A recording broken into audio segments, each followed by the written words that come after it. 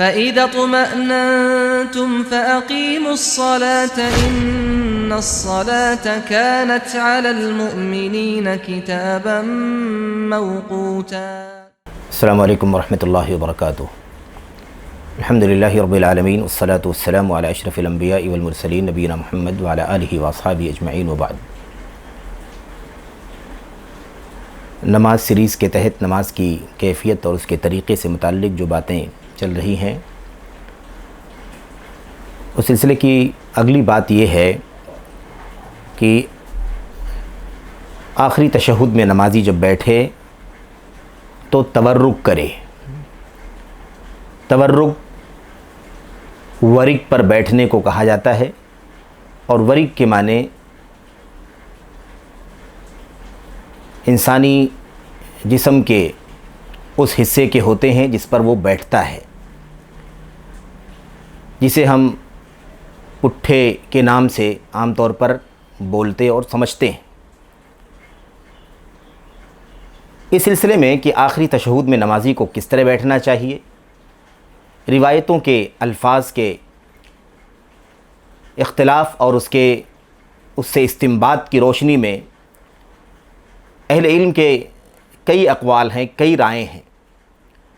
ایک رائے یہ ہے کہ پہلے تشہد میں، دوسری تشہد میں، دونوں میں افتراش کرنا چاہیے، یعنی بائیں پیر پر بیٹھ جانا چاہیے، دائیں پیر کو کھڑا کرنا چاہیے۔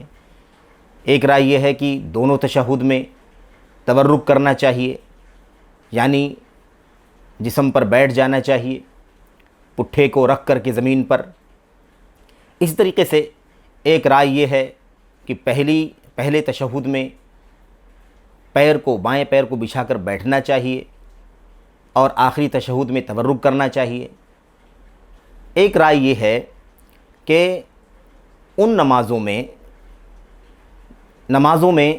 کے ان تشہدوں میں جن کے بعد سلام پھیرا جاتا ہے، خواہ وہ ایک تشہد کی نماز ہو یا دو تشہد کی نماز ہو، اسے قطع نظر جس تشہد کے بعد سلام پھیرنا ہوتا ہے اس میں اسے تورک کرنا چاہیے۔ یہ چند رائیں ہیں جو اللہ کے نبی صلی اللہ علیہ وسلم کی متعدد احادیث کی روشنی میں اہل علم نے کہی ہیں، لیکن ساری روایتوں کو اکٹھا کرنے کے بعد جو خلاصہ نکلتا ہے اور جس طرف رجحان جاتا ہے وہ یہ ہے کہ نمازیں ایک تشہد والی بھی ہیں، دو تشہد والی بھی ہیں۔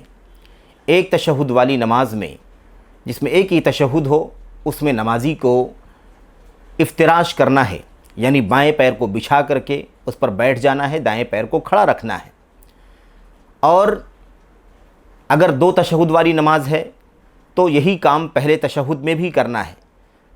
دوسرا تشہد جس کے بعد سلام پھیرا جائے گا اس میں اسے تورک کرنا چاہیے، یعنی تورک کے بھی اللہ کے نبی علیہ السلام کے حدیثوں میں 3 اقسام ہیں، 3 شکلیں ہیں۔ انشاءاللہ تبارک و تعالیٰ اس کا تذکرہ آپ کے سامنے آئے گا۔ یعنی جن نمازوں میں 2 تشہد ہے ان میں سے پہلے تشہد میں افتراش کیا جائے، بائیں پیر کو بچھا کر کے بیٹھ جایا جائے، دائیں پیر کو کھڑا رکھا جائے، اور دوسرے اور آخری تشہد میں اسے تورک کرنا چاہیے، یعنی اپنے دائیں پیر کو کھڑا کرے اور بائیں پیر کو دائیں پیر کے نیچے سے باہر نکال کر سرین کو رکھ کر کے یا پٹھے کو رکھ کر کے بیٹھ جائے، جسے تورک کہا جاتا ہے، ایسا کرے۔ یہی بات تمام رائوں میں سب سے راجح ہے دلیلوں کی روشنی میں کہ تورک ان نمازوں میں کیا جائے گا جن نمازوں میں 2 تشہد ہوتا ہے، آخری تشہد میں جس کے بعد سلام پھیرا جاتا ہے اس میں تورک کیا جائے گا۔ علامہ ابن عثیمین رحمۃ اللہ علیہ فرماتے ہیں التورک فی الصلوات التی فیہا تشہدان فی الاخیر منہما، کہتے ہیں تورک ان نمازوں میں کیا جائے گا جن میں 2 تشہد پایا جاتا ہے، آخری تشہد میں جس میں سلام پھیرا جاتا ہے۔ یہ سب سے زیادہ راجح رائے ہے جو دلائل سے بہت زیادہ قریب ہے اور دلائل سے بہت زیادہ موافقت رکھتی ہے، اس لیے تورک کرنا چاہیے۔ اب تورک کی جو کیفیت ہے وہ 3 کیفیتیں ہیں۔ اس کا تذکرہ یہ ہے، یوں ہے کہ ایک شکل تو یہ ہے جس کا تذکرہ آپ کے سامنے کیا گیا کہ دائیں پیر کو کھڑا کرے نمازی اور بائیں پیر کو دائیں پیر کے نیچے سے باہر نکال کر کے سرین کو رکھ کر کے بیٹھ جائے، ایک شکل ہے۔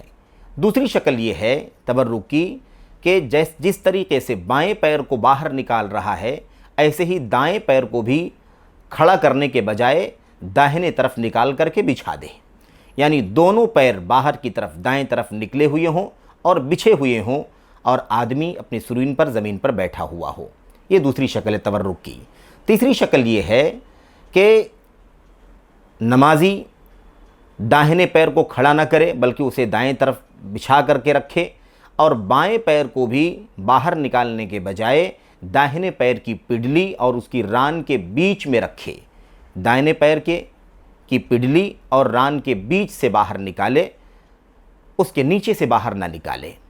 اس طریقے سے یہ تین شکلیں تورک کی بنتی ہیں اور یہ تینوں شکلیں نبی کریم صلی اللہ علیہ وسلم کی احادیث میں صحیح احادیث میں ثابت ہیں۔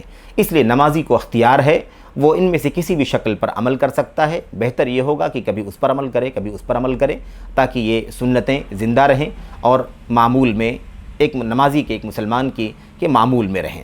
بہرحال یہ تورک کی تین شکلیں ہیں۔ تورک کر کے تشہد اپنا مکمل کرے۔ تشہد میں جو دعائیں پڑھی جاتی ہیں ان کا تذکرہ اس سے پہلے بھی آ چکا ہے کہ وہ دعائیں جو ہیں وہ التحیات ہے اور پھر درود ہے نبی کریم صلی اللہ علیہ وسلم پر، درود ابراہیمی، اور اس کے بعد بھی کئی ایک دعائیں ہیں۔ 4 چیزوں سے پناہ کا تذکرہ ہے، اللہم انی ظلمت نفسی کا تذکرہ کیا گیا اس سے پہلے۔ یہ دعائیں اور اس کے علاوہ بھی مزید دعائیں نبی کریم صلی اللہ علیہ وسلم کی حدیثوں میں ثابت ہیں۔ ان میں سے جو دعائیں وہ پڑھ سکتا ہے کم از کم التحیات اور ایسے ہی درود ابراہیمی کا پڑھنا ضروری ہے، کیونکہ درود ابراہیمی کا پڑھنا نماز میں رکن قرار دیا گیا ہے، اس لیے اس کا اہتمام بہرحال ضروری ہے۔ اور بقیہ دعائیں پڑھنے کے بعد مزید جو دعائیں وہ اور مانگنا چاہتا ہو اپنی دنیا اور آخرت کی بھلائی کے لیے اسے بھی مانگ سکتا ہے، وہ دعائیں بھی وہ پڑھ سکتا ہے، اور پھر اس کے بعد اسے چاہیے کہ وہ سلام پھیرے، دائیں طرف السلام علیکم ورحمۃ اللہ اور بائیں طرف السلام علیکم ورحمۃ اللہ۔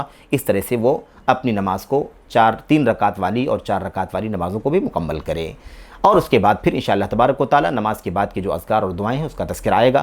دعا ہے کہ اللہ تبارک و تعالی ہمیں اپنے نبی علیہ الصلوۃ والسلام کی سنت کے مطابق جیسے صحابہ کرام نے آپ کو نماز پڑھتے ہوئے دیکھا ہے اور اسے پوری امانت اور دیانت کے ساتھ امت تک منتقل کیا ہے، اس کی روشنی میں اپنی نمازیں پڑھنے کی توفیق عطا فرمائے۔ آمین یا رب العالمین۔ السلام علیکم ورحمۃ اللہ وبرکاتہ۔